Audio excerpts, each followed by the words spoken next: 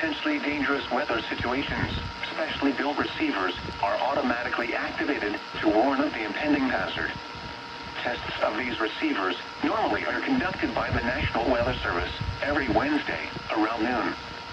When there is a threat of or existing severe weather in the area on Wednesday, the test is postponed until the next good weather day.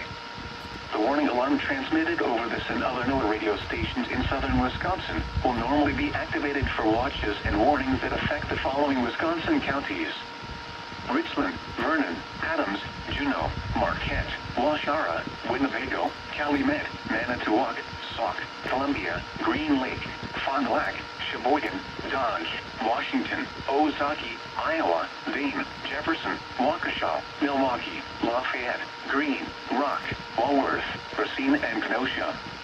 And the following Illinois counties: Stevenson, Boone, Winnebago, McHenry, and Lake. And all adjacent coastal waters of Lake Michigan,